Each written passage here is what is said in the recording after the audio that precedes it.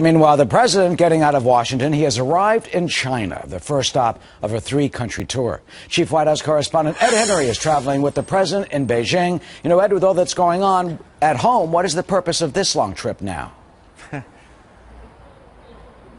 Well, Eric, part of it is getting out of Dodge. When you hear Byron talk about what's waiting for the president back in Washington when he returns from this 8-day trip, he has a whole new dynamic to deal with. He's trying to talk up some economic initiatives that he thinks he can tout to the American people. He announced, for example, expanded visas with China today. He thinks that'll bring more business people as well as tourists from China, bolster the American economy, billions of dollars going in there. He's also talking up a Pacific trade deal. But the bottom line is, any of those initiatives have to come back, and he has to deal with the Republican Congress, particularly any trade deal. And he's angering them by getting off on the wrong foot here by talking about executive action on immigration, number one. Number two, if you look at that interview with CBS's Face the Nation yesterday, it appeared again that the president doesn't quite get what happened in the election, talking about how he just has to do a better job of selling his policies. It's the messaging. Republicans back in Washington saying it's not the messaging, it's the policies themselves, Eric. Yeah, plus, Ed, there was big news in advance of his arrival. What is the president saying about the release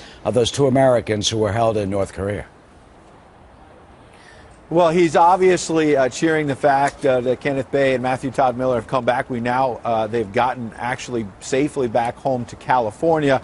He's happy about that, but made very clear that there were no concessions made to the North Koreans. A lot of people wondering, was there anything given to North Koreans on a nuclear deal, for example? President says no way at all, but it's interesting because North Korea, even as a president here in China, seems to be trying to steal the headlines a little bit. There were earlier today some North Korean soldiers getting a little close to the DMZ, too close to the DMZ. South Korean troops fired off 20 rounds of warning shots. The North Koreans retreated, but it gives you an idea of just how tense this region is right now, Eric. All right, Ed, who is in Beijing, where it is just after 10 p.m. at night in China, accompanying the president. Ed, great to see you. Thank you so much.